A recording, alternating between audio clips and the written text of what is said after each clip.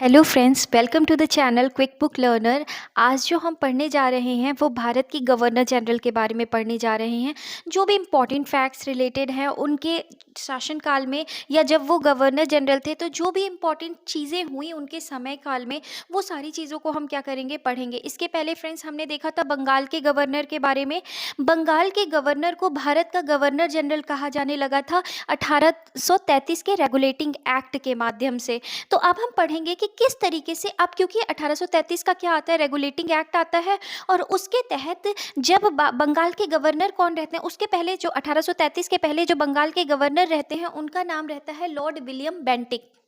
अब क्योंकि उन्हीं के समय काल में 1833 का क्या आता है, रेगुलेटिंग एक्ट आता है फ्रेंड्स, और इन्हीं के समय काल में ये प्रस्ताव रखा जाता है या ये बात कही जाती है कि अब जो बंगाल का गवर्नर है वो क्या कहलाएगा, भारत का गवर्नर जनरल कहलाएगा। अब बंगाल का गवर्नर क्या कहा जाने लगेगा, भारत का गवर्नर जनरल। तो उस समय जो अंतिम बंगाल के गवर्नर हुए वो कौन थे, लॉर्ड विलियम बेंटिक। और जो जो प्रथम बंगाल भारत के गवर्नर जनरल हुए वो कौन हुए, लॉर्ड विलियम बेंटिक। तो हमने देखा था फ्रेंड्स कि लॉर्ड विलियम बेंटिक ने क्या किया था।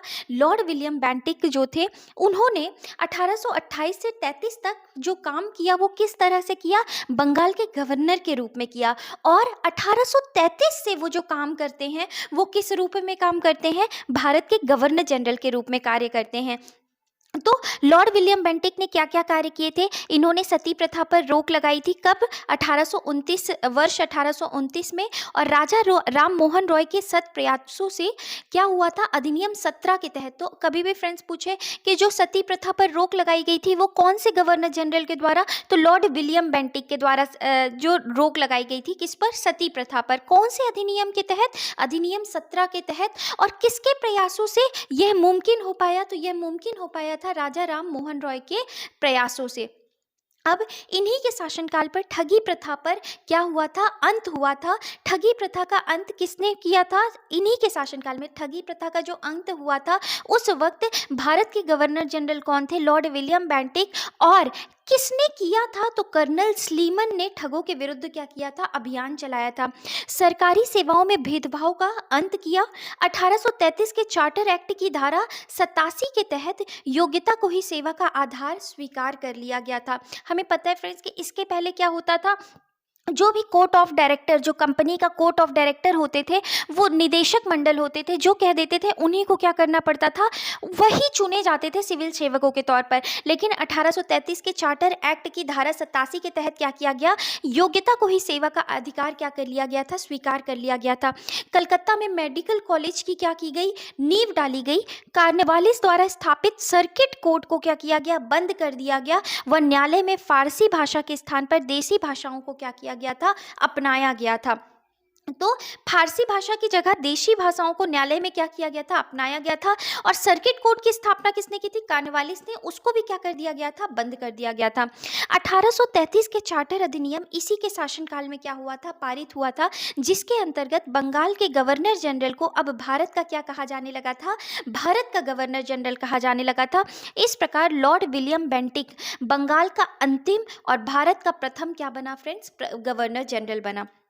इस अधिनियम के द्वारा कंपनी के व्यापारिक अधिकार को क्या कर दिया गया था, कंपनी के व्यापारिक अधिकार को पूरी तरीके से क्या कर दिया गया था, खत्म कर दिया गया था। तो अब मैकाले की अनुशंसा पर अंग्रेजी को शिक्षा का क्या बनाया जाता है, माध्यम बनाया जाता है। तो मैकाले की अनुशंसा पर अंग्रेजी को शिक्षा का क्या बनाया जाता है, माध्यम बनाया जाता है। और दास्ता उन्मूलन अधिनियम पास हुआ। दास्ता उन्मूलन मतलब स्लेवरी, जो ये दास प्रथा है उसको क्या किया गया था, खत्म किया गया था।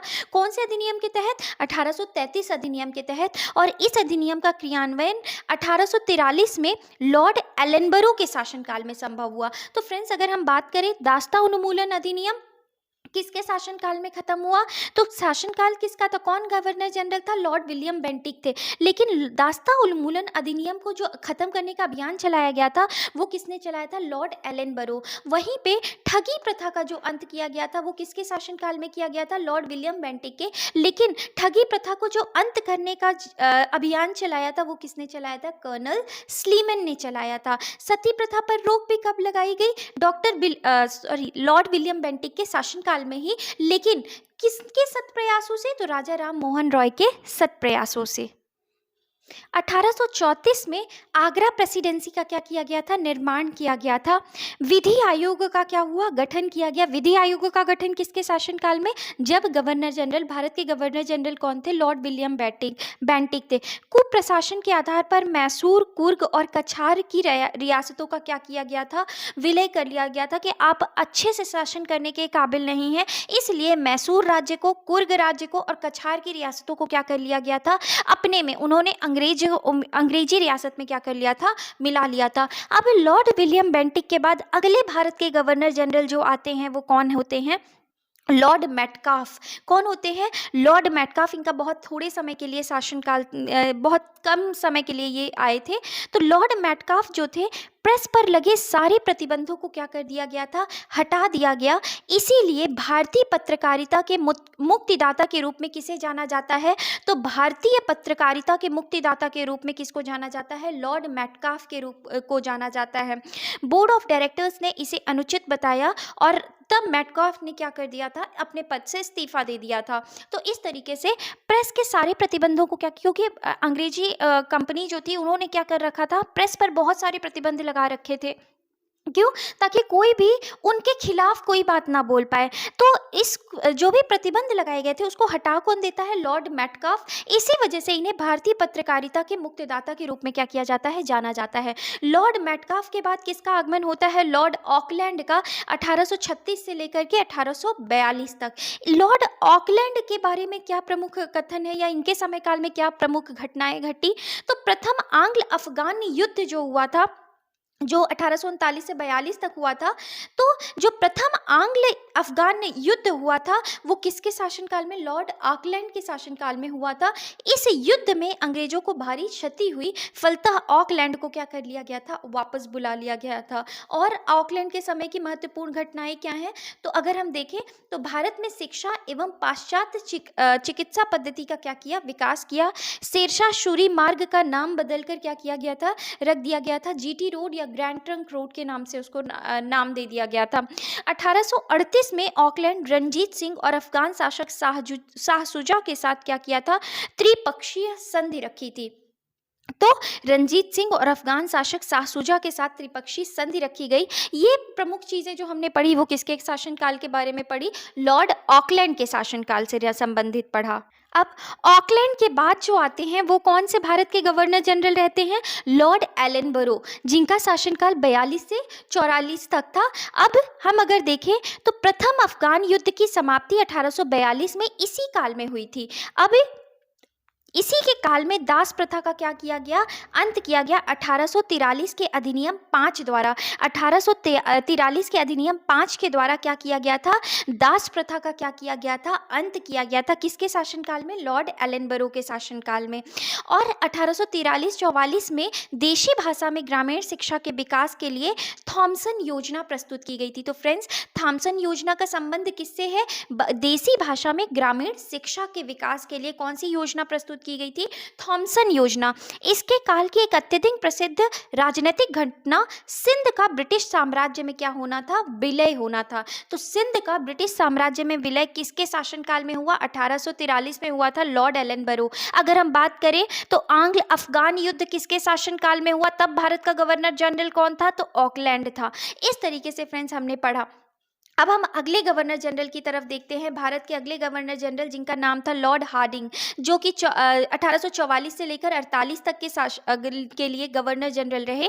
प्रथम आंग्ल सिख युद्ध, पहला जो आंग्ल सिख युद्ध था फ्रेंड्स, वो किसके शासनकाल में हुआ, जब भारत का गवर्नर जनरल कौन था, लॉर्ड हार्डिंग था, 1845 से 46। और एवं कौन सी संधि की गई थी, लाहौर की संधि की गई थी।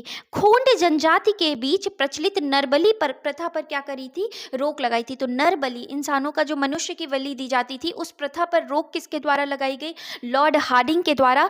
और प्रथम आंग्ल सिख युद्ध जिसके चलते लाहौर की संधि हुई थी, वो किसके शासनकाल में हुई थी, लॉर्ड हार्डिंग के शासनकाल में। अब हम महत्वपूर्ण शासक के बारे में या भारत के गवर्नर जनरल के बारे में देखेंगे, जो कौन थे, लॉर्ड डलहौजी, जिनका समयकाल जो था वो कब से कब तक था, 1848 से लेकर के 1856 तक था।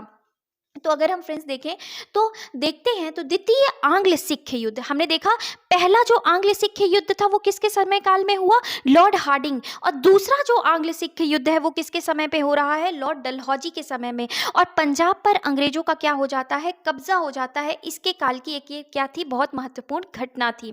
द्वितीय आंग्ल बर्मा युद्ध, जिसको आज के समय में म्यांमार कहा जाता है, द्वितीय आंग्ल बर्मा युद्ध या निम्न बर्मा का अधिग्रहण भी किसके शासनकाल में हुआ था, लॉर्ड डलहौजी के शासनकाल में हुआ था। परंतु इसकी जिस एक नीति ने भारत में सर्वाधिक असंतोष उत्पन्न किया वह हड़प या विलय की क्या थी, नीति थी, जिसे इंग्लिश में डॉक्ट्रिन ऑफ लैप्स कहा जाता है।